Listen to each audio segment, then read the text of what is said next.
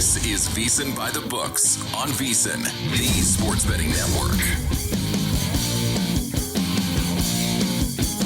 We begin hour number 3. VSiN By The Books. Dave Ross here, Circuit Sports, fabulous Las Vegas, Nevada. Our closer, Jensen Lewis, back home in Cleveland, Ohio. Thanks to everybody listening to us on Sirius Channel 158. My boy Ferdy Tolentino listening back home in the Washington, D.C. area. Virginia Beach is where we grew up. So we appreciate everybody listening across the country today.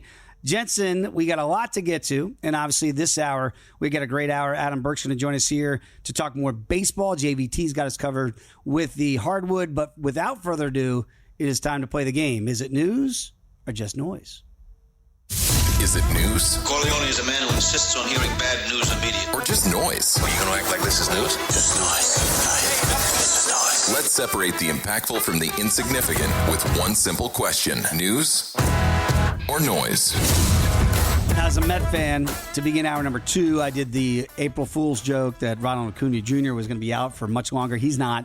But it is not a joke that Jurickson Profar is going to be banned 80 games after testing positive for a banned substance. Now, Jensen, he came out and was very emotional about it, saying how much he takes pride in the game and doing things the right way and how devastating this was for him. What do you make? How do you juxtapose those two things? And is this news or noise? First of all, I have no remorse for any player because every year they've, I can remember back when, the joint drug agreement and all the things with the Players Association and the league. There is so much literature. There is a sign posted when you enter every major league home or visiting clubhouse of the substances or a number to be able to call. They always tell you, when in doubt, before you put anything in your body, call. It's a number. It's inexcusable to happen. The excuses of, I didn't realize what I was taking. Nope, doesn't work. So no remorse whatsoever. This is a critical blow, not only because you lose him for half the year, but Dave, he's now ineligible for the postseason. And the Atlanta Braves looking to go, obviously, places, and they're off to a rough start. But that is the immediate impact. The long-term impact, and those of us on the Major League Baseball side here, former players, now broadcasters, Eduardo Perez, who we all respect a lot, does a great job on Sunday Night Baseball on ESPN. He brought up a great point. You wonder if the next collective bargaining agreement to get away from anyone even remotely trying to do this. Dave, would you be in favor of, when in baseball, we're the only league that has guaranteed contracts, okay? You get every single dollar you sign for it. Would you be in favor of those contracts now becoming non-guaranteed if you test positive? First time, second time. I don't think you can get to a second time at that point because I don't think any club is going to look at you and say, oh, great, we can really trust you. But I think that's where we're at this point is clubs are just going to say at the next CBA, negotiation is, hey, this guy signed for 3 years, $42 million. Now, he's not going to get paid while he's suspended. But that's still a guaranteed contract when he comes back, Dave. And you're not eligible for the postseason. I would be pretty PO'd if I was the owner, knowing that you're a key piece, and he was a huge piece for what San Diego did last year as well. Fascinating, because we know MLBPA would be all over that, saying, no, this is not lawful to do this, but something needs to be done, because if you're giving up those guarantees and then you have a situation like Profar happen, like what's the recourse for the club? Like we don't get your services, so you still get the money. It seems to make logical sense to me. I'm not a lawyer, but Jensen, I like where your head's at there, that if this is the two-way street with these skyrocketing contracts and guaranteed money, we have to make sure that you can play, that you're eligible to play. And I'm fascinated by your take on that there's no remorse, because, I think we're such a forgiving society, and we kind of want to go, well, he didn't know what he was doing. The fact that you know this, you lived through this, you've been through this, you know exactly what you're doing. And if there's ever a doubt, just pick up the phone and make a call before you do something like that. I like where your head's at there too, man. I mean, sometimes tough love is love. And if you guys know that you can't do this and you went about it the right way, and I know others that did it the right way too, they're not passing judgment on you. But if you do it the wrong way and then look for sympathy or some sort of explanation, maybe you should have just done something beforehand, as simple as calling to make sure it's not a banned substance before you take it. This story is so interesting. Freddie Freeman is injured. How? Entering the shower. News or noise? What? I mean, I've heard of some ridiculous injuries, and you hope that he's fine because the surgically repaired ankle. Remember, he had the Kirk Gibson moment last year in the World Series, basically playing on a bum wheel, hits the walk-off home run, and ends up being World Series MVP. The explanations and the excuses of things across the spectrum from an injury standpoint always are bewildering, where they are normal events that happen on daily life where, hey, we got no problem getting into a shower with both feet, having said shower, getting out, going about our day. Whatever the case may be, we look at tonight's matchup, and Dave, you're talking about, hey, the Braves, they need to catch a break. They got to try and find a way to get some offense. You may not find a shorter price on the LA Dodgers, whether they have free. I know he's day-to-day, so we'll see if he's in the lineup tonight. Dodgers are minus $1.42 with Dustin May on the mound against Chris Sale, ace for the Braves. Braves are plus 120 on the comeback. If not tonight, when is it going to happen for the Braves, especially if Freddie Freeman is not in there? All I'll say is I had a shower situation that's not suitable for air. So, Freddie, I hope you're okay. I really would like the backstory of that. We know that this could be big-time news in Cleveland, right where you are, Jensen, that the owner there, Jimmy Haslam, calls the trade for Deshaun Watson, quote, a big swing and a miss. News or noise? Noise. He's ridiculous as an owner. I don't have much more to say about him because there's been a lot of swing and misses on a lot of different guys. And so you guarantee every single dollar, you make the bed you sleep in, and that's the one he chose. Arumph. Very succinct. I like that, Jensen. How about this? Well, we've been talking a little bit about the tush push, and look, I'm always big in the competition committee each and every year in the NFL if they can figure out ways to make the game better. I always talk about the overtime rules and other things. They're looking at this. So votes on whether or not to ban the tush push are expected today. Jensen, I want you to hear from Matt LaFleur, the head coach of the Green Bay Packers. He had this to say about his vote and the tush push. Your team's proposal about the tush push, the rules proposal? Well, just when you look at the play, I would say I don't think it's a great football play. It's more of a rugby play. And then some of the injury concerns, we just want to kind of get out in front of that, and be a little bit more proactive with that. And even though you guys ran it a few times, like with the tight end, yeah, still that way? Yeah,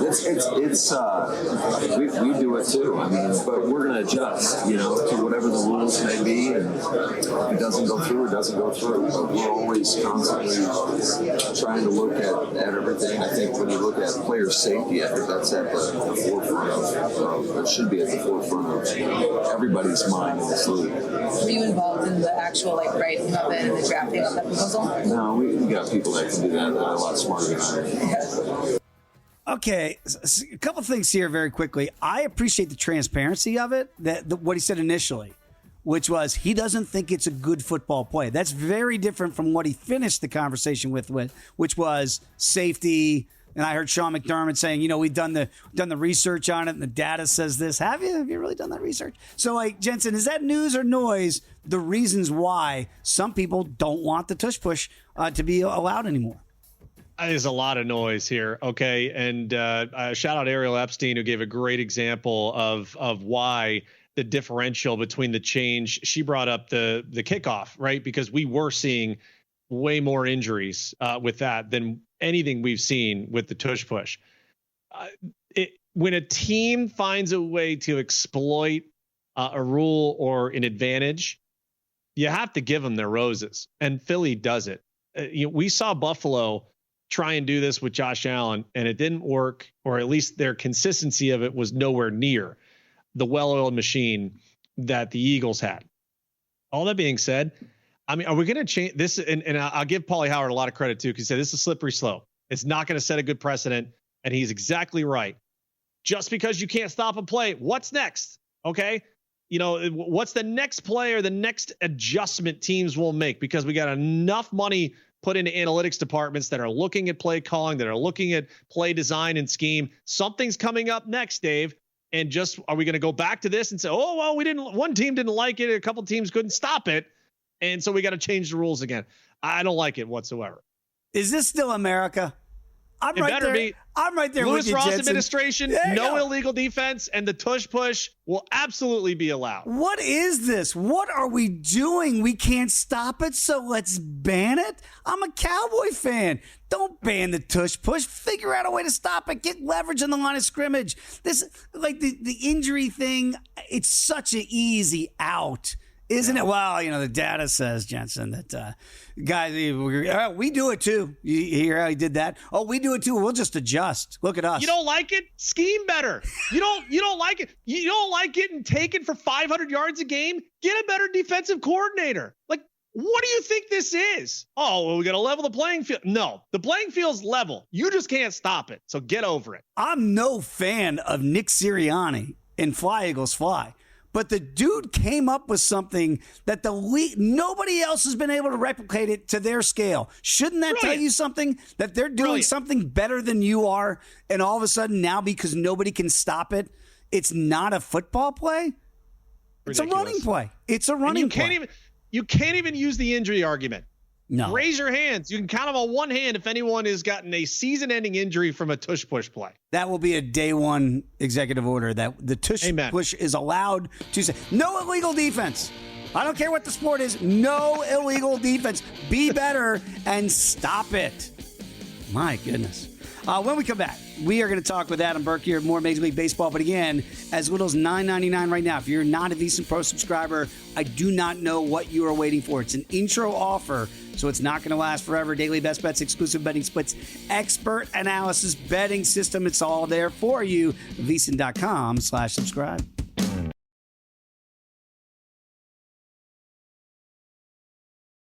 You're tuned in to VSiN By The Books, right here on VSiN. We are back, VSiN By The Books. Dave Ross and Jensen Lewis here on a Tuesday. Love catching up with our guy, Adam Burke. You can follow him as we do at Skating Tripods on X. Joins us now here on the Progressive Guest Line. And Adam, we try not to, and Jensen's very good about this, of not overreacting to what we've seen so far in the small sample size of Major League Baseball. I, on the other hand, want to definitely overreact to some of the things that I've seen so far in Major League Baseball. Where are you? Where are you on the torpedo bats? Where are you on a lot of this offense that we're seeing so far to begin the year? Well, I mean, I can't believe it's taken this long for somebody to manipulate the bat. I mean, with all the technology that's out there, with all the ways of getting better, really on both sides, as a pitcher and as a hitter, I'm surprised that, it's really taken this long, at least for it to make the mainstream news coverage of a team, trying to find a competitive advantage by, tailoring bats to individual players and just kind of figuring out better ways to, put good wood on the baseball. And look, I mean, I can understand why pitchers are upset, especially having foreign substances taken away not that long ago, because that was definitely something that helped them out from a grip standpoint, from a spin standpoint, stuff like that. But look, I mean, this is going to be a new craze because all sports are copycat leagues, and we know that Major League Baseball is too. So, yeah, look, I mean, Jensen would probably say it this way. I don't want to put words in his mouth, but make better pitches. Strike guys out. If you strike a guy out, you don't have to worry about what his bat shape is. I would agree. I mean, a couple of the iterations here, Berkey, for people that don't remember when the axe handle, came out, because guys were getting, the hook of the hammates and the pressure issues throughout the season. It was really curtailing their ability to translate the power. That was an adjustment, at least recently, for the bat. I'm fine with it's within the rules. It's fine. But I look back at location, and Berkey, this is what I said to DR earlier in the week, is if you are not executing location, you deserve to get crushed. This is the difference between AAA and the big leagues. Almost every mistake gets crushed. You play in a bandbox at Yankee Stadium, you're going to get torched. It just is what it is. As far as where we're going here with just some of the run totals thus far, what's the data kind of shown you? Because I was telling Dave, I haven't seen this amount of 8s, 8.5s, 9s this early in a season, and they're flying over. I mean, whether it be team totals, whether it be full game totals, it's been remarkable thus far. Yeah, I mean, we're not really seeing too much in the data. I will say that average exit velocity is up around the league compared to what it usually is. Hard hit percentage is kind of where it typically is, about 37.3%. And a hard hit ball is defined as a batted ball with an exit velocity of at least 95 miles per hour, according to StatCast. that's about where it usually is. The barrel percentage, 8.2%, that's about where it usually is too. But the league average exit velocity, 89.6 miles per hour. That's a little bit higher than where it typically is. So we are seeing the ball get hit a little bit harder. I don't know if that's a ball thing. I don't know if that's a bat thing. I don't know if it's just, pitchers maybe not executing as well because it's early on in the season here. And to that point, I mentioned this on Follow the Money yesterday, but the starting pitcher strikeout rate right now for the first month of the season, March and April, I realize we're only about 5 days in, is the lowest it's been since 2017.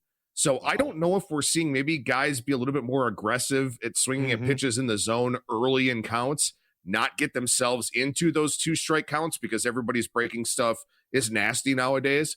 So I don't know if maybe we're seeing hitters be a little bit more aggressive early in counts, and maybe that's kind of contributing a little bit here where pitchers are still trying to find their command of their full arsenals. I think it's good for the game, right? We want the ball in play. I think that's always been the big knock. It's either home runs or strikeouts. And if we're getting more balls in play, maybe that'll help out on the bigger picture here for the game. Smallest of sample size is one game last night in Sacramento for the A's in their new ballpark, at least for this year. And boy, I think the Cubs just scored again. 18 runs they scored late last night, 18-3 in that win over the Athletics. Then you bring back Justin Steele today against Big Sev, Luis Severino here on the bump for the A's, and that total sitting at 8.5, same total as it was last night.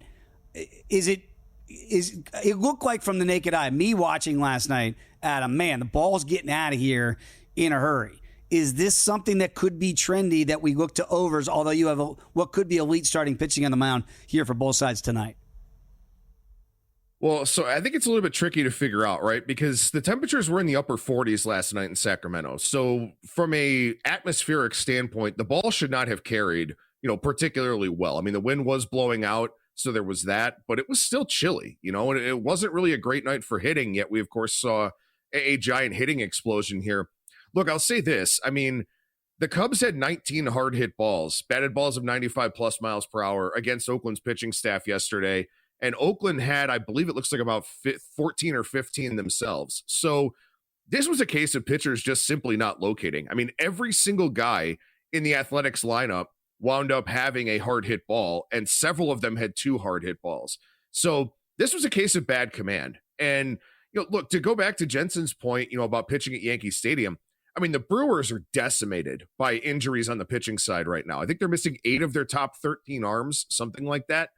A lot of those balls that were hit out of the ballpark were middle. They were mistake pitches. So, guys are just taking advantage of mistakes better than they usually do. And I'm not entirely sure why. We don't have enough definitive data to see if maybe the baseball is playing different, something like that. If there's more carry on fly balls. We'll need some more data to kind of figure that out, especially getting through the rotations a second time where, you're going to get the better starting pitchers in theory going over the next couple of days than we've had the last 2 days. So we'll see. But as far as tonight's game goes, I mean, Severino looked fantastic in his A's debut against Seattle. Justin Steele's a guy that's very, very good, generally keeps the ball on the ground, stays out of the nitro zones. We'll see what he does against an A's lineup that, look, I'll say this. I mean, they're just improved across the board. So I won't be surprised if their offense gets better simply based on their talent, not just keeping the park factor in mind.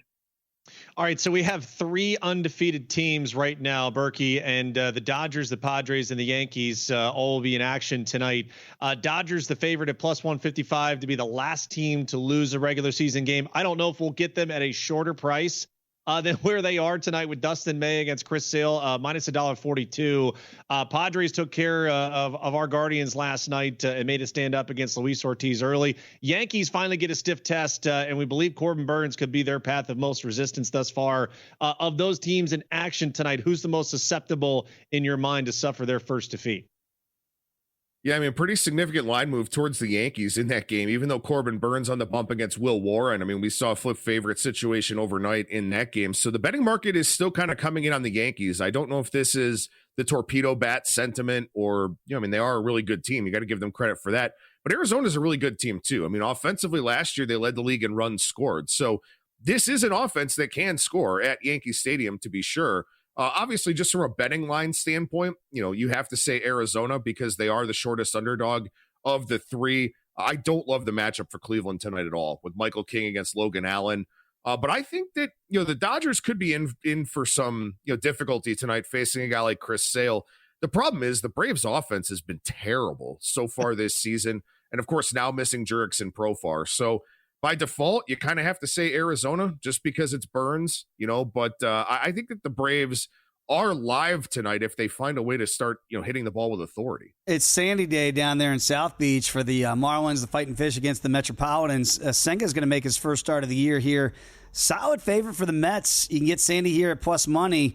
Is that something that's enticing to you? And I, as a Met backer, I'm a little bit nervy about Senga finally making his first start of this year when I would have expected to see him on opening day.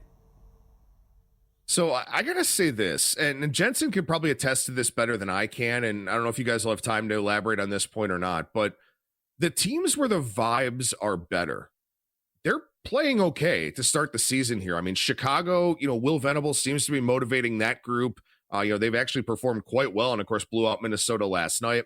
Miami, they had the Skip Shoemaker cloud hanging over them all season long last year where they knew he was gone, but they were playing for a lame duck manager. Now maybe Clayton McCullough's kind of figured something out to motivate this team a little bit. The Marlins are honestly playing relatively well. I mean, a little bit of luck winning their games in walk-off fashion to start off the season, but it's a vibes thing, right? I mean, when you dread going to the ballpark every day, it's hard to go out there and perform. But, these teams that kind of have a fresh start here this season, they're playing a little bit better. And honestly, I mean, the Mets offense hasn't done a ton here so far this season outside of what they did last night. Of course, they did face the Astros, who are a pretty good pitching staff, but Sandy Alcantara's really, really, really good. So, maybe a first 5 play on Miami, but of course, you're paying a bit of an Alcantara tax there relative to the full game line. Berkey, what are you getting at the ballpark? Ballpark food for you coming up? Oh man, I don't even eat at the ballpark usually. I have a liquid dinner at the ballpark. Oh, yeah. A few beers. Yes. But I mean, see, I'm not a hot dog guy because I don't know what's in those mystery meat hot dogs that they serve at the ballpark.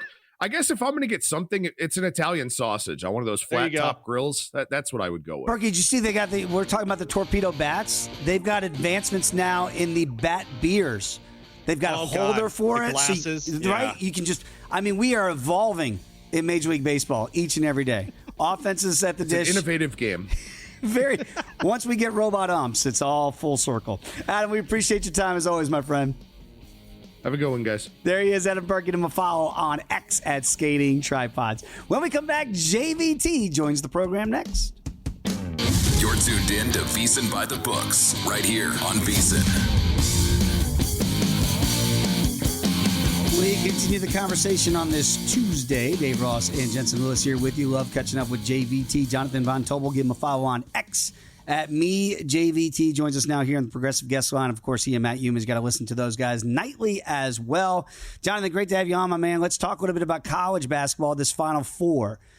I'm surprised because Jensen and I went over the numbers at the beginning of the tournament for the 4 number 1 seeds. You could have got Florida almost 10-1 before the tournament began. And then now you fast forward 2 weeks and Duke goes from, say, plus 375 before the tournament to even money, and yet all 4 number 1s have advanced. Are you surprised? Is this like a readjustment that okay, yeah, Duke is just Duke, and now all of a sudden they look like this juggernaut that can't be stopped? Yeah, it is funny narratively, right? Because we have this situation at the beginning of the tournament where everybody's like, nah, I don't believe it. The ACC stinks. This Duke team, I don't know, playing in that conference, will that get them ready for this? And then they romp through the tournament pretty much and handle everybody. You're like, oh, wait, no, like a team that's shortest guy is like 6'6" in shoes and has an NBA roster and an NBA player on it, might be the best team. So I think the nation kind of seeing that, the market really getting its issues out of the way, I guess we'll put it that way. I think it's confirmed that this is the best team in the league. But I am going to be pretty fascinated here as we get to the Final Four about not only that when it's come to Duke, right, how much the market has shifted in their favor, how much pretty much almost everybody has soured on Auburn, and yet they have covered 3 straight tournament games now at this point. Actually, I think it might be 4. They've just done a tremendous job in at least, despite some slow starts, really getting it on and covering some of these numbers. So I think it's a fascinating Final Four. And then we get Houston, who I was part of it, right? Everybody's like, ugh, struggled with Purdue. Let's fade them. And then they absolutely smoked Tennessee. So I cannot wait to see what this Final Four brings. But narratively and the way the market has shifted, it is pretty interesting to see the way we've come. JVT, selfishly, you and I, in rooting interest for our VSiN.com brackets, you, the lone expert here who picked Auburn, I picked Houston over Florida. And so I'll actually meet you in the middle here. I would love to see a Houston and Auburn final. I'm sure the executives over at CBS do not. However, as we look at just kind of the pace here, and obviously looking at the data point earlier in the regular season in which Florida and Auburn matched up, we do have that point of like, okay, these two teams vastly different than where they are at the current juncture. Auburn, let me give you fill in the blank. Auburn wins because blank. It's their defense. I think Auburn has not been consistent on offense throughout this tournament, I think. And I think you guys have seen this, right? These slow starts in these first halves, the inconsistent shooting in multiple games, the high volume of 3-point shots, and yet the low efficiency. But I think the one thing that has been very constant for Auburn is their intensity on defense. Throughout this entire tournament, they have been very good on that end. You go to the Michigan game where they fell down by 9. Michigan was shooting under 40% when they were up by 9 in that game. What they did to Michigan State throughout the entirety of that contest, despite a flurry of threes at the end that cut it down to 6, which was the final score. I think they have been so consistent and solid on defense, and I think that's what's going to get it. Because look, Florida's great. They're one of the best offenses in this field, and of course now one of the best 4 offenses left. And I think if they're going to do this, Auburn is going to do it via their defense, which I think has been their most consistent weapon throughout this entire run. So when we get to Monday night, and we won't talk to you again on this program until we've already played for the national championship, who do you think will be playing on Monday night and ultimately cutting down the net? So I feel torn here, right? Because as Jensen mentioned, I picked Auburn to win the championship, and I want to stick to my guns. And I do have a very solid future via that blackjack tournament that I really want to come through on Auburn. So I'm very much rooting for the Auburn Tigers. But I would be remiss if I did not mention that John Broom's injury does kind of worry you a little bit. The inconsistencies do worry you a little bit. And the fact that Florida, it's one of those things like, what am I missing? Because like I told you guys when you guys called me, has anybody picked Auburn in this thing? Like nobody really seems to believe in the Tigers. But I will say this, that I think works in Auburn's favor, and I do think that it's going to get them there against Duke, which is one of the things that I think I have held like kind of firm on, or at least given me some hope, is that despite the fact that their offense has been inconsistent, despite the fact that Chad Baker-Mazara has not had a good tournament, like at all, he has been really poor on the offensive end, and yet here they are in a Final Four, ready to take on Florida. I think the fact that if this team can finally string together one consistent performance, maybe make it 2 on Monday, this is a team that has the capability of getting there, and they will have the best player on the floor, at least on Saturday. So I do think it's going to be Auburn. I do think it's going to be Houston, and I'll stick to my guns, despite being the lone wolf, right? Having the audacity in our March Mania guide to pick the number 1 overall seed to win this whole thing. I will stick with Auburn to do so. The bravery against the cowardice, and we love to see it. Speaking of the bravery, I don't know if the voters will be that way when it comes to Defensive Player of the Year in the NBA. That's a conversation for another day. As we look at the standings, and we're dwindling here in the regular season, JVT, weeks ago, you circled the Minnesota Timberwolves as that team. Throw the number in front of them where they currently stand as far as the seed goes, and just realize what their potential may be. 7-3 in their last 10. They've won back-to-back. They are just a half game behind the Warriors to get out of the play-in tournament. Do they get to that top 6 seed standings part before we get to the end of the regular season, or do you see them having to fight through that final day to try and get there? I think there's a pretty solid shot they might have to fight their way out of the play-in potentially, Jensen. But the only reason is because if I do remember correctly, the Clippers do have the tiebreaker with both the Golden State Warriors and the Minnesota Timberwolves. So as you look at the Clippers schedule moving forward, they have New Orleans, Dallas twice, San Antonio, the Rockets, which is going to be formidable, Sacramento, and then Golden State to wrap the season, which may be for all of it. But that's a very easy schedule for the Los Angeles Clippers. So I think the Timberwolves might find their way into that 7 spot only because of the tiebreakers, but nothing to do with the way that they're playing. But having said that, if they fall into the 7 and then they win their first play-in game, I don't think it's the worst thing in the world if you play the Houston Rockets. Like, I think the Rockets are a team that I have some real question marks about how they play on offense. I think the Timberwolves can totally handle what they provide on that end of the floor. And then the other side of this, too, is with this offense and the way that they play, I think they've got enough to make this Rockets defense, which has been one of the best in the NBA, pretty uncomfortable, especially with an alpha scorer like Anthony Edwards. So I think just virtue of the tiebreakers, it's going to be hard for Minnesota to climb out of that spot. But I do think eventually once you get there that this is going to be a team that has a pretty clear path, even if they finish 7. And I can say the same for the Clippers or the Warriors, by the way, because I do think Houston is a somewhat weak 2 seed. Minnesota getting 3.5 tonight against Denver. there in the Mile High City. The Lakers have drifted a little bit to the fourth best betting choice here at 8-1 in the West. You've dubbed this the OKC Invitational out West. They are now up to $1.40 to win that conference. What do you make of the Lakers post LeBron coming back? I don't know if he's slowing down. Father Time is undefeated. But is that a playable number for you for the Lakers to get out of the West at 8-1, or is it too short? Yeah, it's too short, Dave. I don't think that this team is being properly rated because of the star power, because of the brand. They're always going to be a little bit too short from what they really are. And you mentioned since LeBron's come back, you can zoom out to about March 20th. Look, their defense has been very inconsistent, and I think that's going to be something that does follow this team into the postseason. It's funny, when they first got Luka, and all of a sudden they're ripping off wins and the defense looking incredible, and I had the audacity to question, let's just see what happens when you're not playing like the Jazz and the Hornets and everything. and we have seen this really kind of slip. Now, I will be always clear, and I've always said this about this team. The offensive upside of having LeBron and Luka on a floor together is going to give you a chance in any single series. My question is, with the way you play on defense, can you string it together for one series, two series, three series, and then, of course, the fourth that would get you to the NBA Finals championship? And I just don't think that's the case. And then you added the fact that it's a public team that's always going to be a little too short. I think that adds up to a bet that you're not worth making. JVT, the East, my Cleveland Cavaliers, a march to forget, to say the least. Yeah. No April Fools here that they are leaking a little bit of oil headed into the final stanza. Conversely, the Celtics, winners of 9 in a row, 9 of their last 10 as well. Do we still handicap the East as it is the Cavs, the Celtics, the Knicks, and then the rest? Has that kind of separated itself, or has there been any closure for anyone in that 4, 5, maybe 6 seed line that could maybe give those top 3 teams a headache? I mean, I'd ask why you were including the Knicks, right? I mean, I think the Knicks, they stink on defense. They're not a good defensive team, and I think that's going to be a problem for them. And, I think right now the Pistons have a 1.5 game lead over Milwaukee for the 6th seed. But even then, if it's Detroit or if it's Milwaukee, when you look at the New York Knicks and the way they play defense, I think both of those teams can give them a lot of problems in a first-round series. We'll see what happens with Damian Lillard and the Milwaukee Bucks. But either way, it's a team that I don't think is going to have a lot of answers for what the Bucks provide on offense. So I think it's going to be a tough team to back in the big picture. So overall, I think you could look at like Detroit to maybe be a plucky team to win a first-round matchup. You can look at Indiana potentially as well. They might face each other. But I do think that this comes down to Cleveland and Boston. We'll see, though. Your Cavs, the lead's only down to 4 for the number 1 seed in the Eastern Conference. And the Celtics have a very easy schedule down the stretch in comparison to what the Cavaliers have. But I see no reason why I'm going to back off my thought that this is Cleveland, Boston, or bust in the Eastern Conference. I mean, if Cleveland blows this 1 seed lead, it would be akin to the Yankees in 79 when the Red Sox ran them down. Or the Red Sox blew and the Yankees ran them down. Bucky Dent. That cannot happen. JVT, appreciate your time. As always, my friend. We'll catch up again soon. Good to talk to you guys. Thanks for having me. There he is.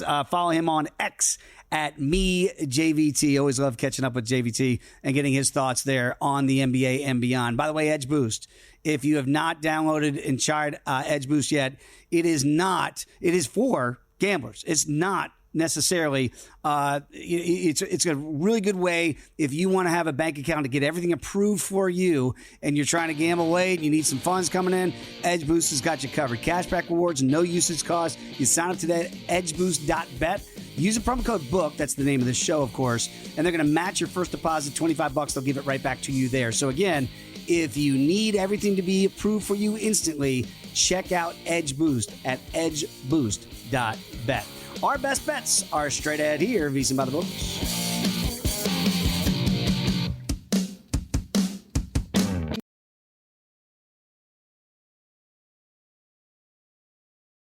You're tuned in to VSiN By The Books, right here on VSiN. We are back, VSiN By The Books. Dave Ross, Jensen Lewis here. Great conversation last segment with JVT, talking all things hoops. I did want to point out that we do have breaking news. This is not April Fool's joke, people. Diana Rossini, very respected reporter. I know Diana personally. I trust her word. She is tweeting out now that the NFL owners have passed a rule change and will allow each team to have possession in overtime during the regular season. But the overtime, Jensen, will remain at just 10 minutes. You're getting closer, NFL. You're getting closer to ending my national nightmare. But this does not solve the prospects of a tie. And it's still an unfair advantage to whoever wins a random coin toss to possess the ball potentially for 10 minutes. What are we doing? We're getting closer, but we're still not getting it right. Yeah. Well, for Survivor purposes, which I told you the other day, is it bad I'm already thinking about Circa Millions and Circa Survivor? Could you imagine losing on a tie? I don't even want to entertain that just yet. Seriously, that's going to happen. I want the dream to remain alive for as long as possible, my friend. So, okay, we're getting closer. That's better. At least we can both touch the football now. Well, time permitting, you might not have any time. What a joke. Right. By the way, we did mention, obviously, it's April Fool's. Look out for those jokes out there in social media because they're going to happen. I regret to inform that our own Kelly Bidlin is going to be coming up next on a numbers game with Gil Alexander. He fell victim. I did too. He is prey. You fell victim to the Tiger Woods one? Listen, I take people at their word. And this is a horrible day. I agree with Kelly because, in our business, we're trying to give people the news and be factual. The Tiger Woods one today is an all-timer just because of what it means with 2 weeks before the Masters. He came out and said or posted that a miraculous recovery from being in a hyperbaric chamber. He'll be ready for the Masters in a couple of weeks. And oh, God, April. Oh, God, Tiger, come on. E2 Brute. E2 Brute, Tiger. He shouldn't do that, right? I'm not mad at him, but people are going to get mad at him. Yeah. They're going to be like, dude, it's Augusta. We all want to see you there. If it's only one more time, invoke 2019 all over again. Go out there. You won that 15th. It's never happening, is it? Tiger's never winning it again. No, Kelly didn't fall for it, by the way. He's smarter than that. By the way, here it is. If you haven't seen it, if you're watching on the VSiN Watch app, I can't believe I'm saying this, but a few weeks after rupturing my left Achilles, sleeping in a hyperbaric chamber, plus this explosive lifts, my doctors and trainers have me ready to play the Masters next week. Can't wait. See y'all on the course at Tiger Woods. Oh, man. He's getting married, isn't he? Or is he married again or something? No, but then he's in a new relationship, and then he asked for privacy. See, right, yeah. I want to announce that I'm in a new relationship. Now don't talk to me. I'll tell you who was the best is Adam Hadwin's wife, Jessica. Yes. Because they put out a similar photo of where Tiger had the hard launch. Is it Vanessa Trump, I think? And what's hysterical is it was almost the same, almost verbatim, the post. But it's her and Adam looking off into the distance and said, we request our privacy. I mean, come on, you can't hard launch and then, request privacy. You're coming out saying we're together. It's like Meghan Markle doing a podcast, but don't listen to me or don't watch me. Keep your distance. I don't get that, Tiger. You do whatever you want. I don't need the announcement. Let's get to our best bets. Are brought to us by GBank, the official bank of VSiN. We were breaking down some Major League Baseball, certainly the Final Four as well throughout the show today. Again, there is some line movement here in the Houston and Duke game, up to 5.5 at DraftKings. It's 5 behind me here at Duke, for Duke rather, against the Cougs. That total sitting about 136.5. I think both of us are leaning Houston if it gets as high as 6, and it might just get there, right? Yeah, I mean, it's just crazy to think that it's already this high. I did not fathom that, but at any rate, 5.5 at DraftKings right now, as I'm seeing. I'm going to wait. We'll wait till probably towards the end of the week, maybe Friday. Mm-hmm. But also, speaking of March Madness, tomorrow is our first real madness slate, if you will, in Major League Baseball, where you get games starting 12 or 1 o'clock Eastern first pitch. That's they should have done on opening day. The way it should be. Last game of the day, first pitch is at 8:35 for the Dodgers because it's a getaway day for Atlanta. But tomorrow, buddy, we're going to have some fun. Also, shout out to Jared Moore, who's filled in as our producer here before Brandon will take over tomorrow. Job well done, my friend. Give our big hugs, long distance dedications to Joe Serralo, just doing the Lord's work on cashing out. Jared is by trying to keep Joe on the train tracks there. So appreciate all the hard work, my man. And in honor of Jared, one hockey bet, best bet. Take the Golden Knights -1. Got it -103. So we're doing our little -1 here, our run line, but now on the puck line because you can institute it as well. I'll take Golden Knights -1 early here against the Oilers for hockey tonight. Yeah, we appreciate all the work that Jared's done here, filling in here And obviously, we miss seeing Joe nightly, but we see Joe on the way in on the replay of cashing out, which is kind of cool, even though we're like ships passing in the night here in Vegas and California, respectively. Major League Baseball today. Look, we talked a little bit about it here earlier in the program with Adam Burke. As a big Metropolitan backer, I don't know what I'm going to get from Kodai Senga. Remember, they kind of rushed him back last year in the NLCS to get him ready for the Dodgers. And look, I applaud that, and I applaud Kodai for trying to get back last year when it looked like he was going to be done. So now we're going to get our first look at him here in 2025, and you get to go against Sandy and Alcantara here. And Alcantara is a dog at home in this matchup against Kodai. What do you make of that? Because as a fan, I want to back my Mets, but as a bettor, I kind of like that plus money with the Marlins.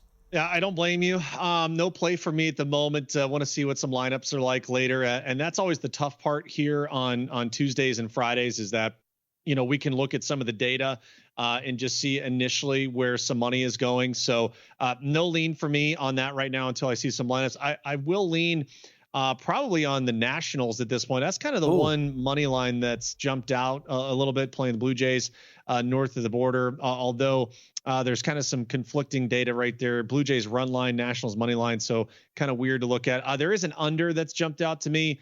Angels and Cardinals under 8.5.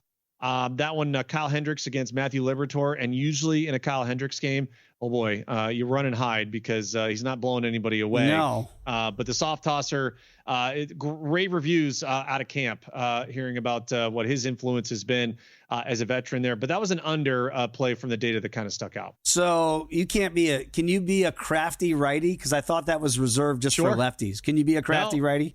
Greg Maddux was crafty for 20 years and won a boatload of Cy Youngs. Yeah, I'd say you could qualify for sure. Okay, I got to ask you, though, out of the winless teams that are out there, I mean, look, we keep waiting for the Win Twins, and you're on the south side again against the Chi Sox.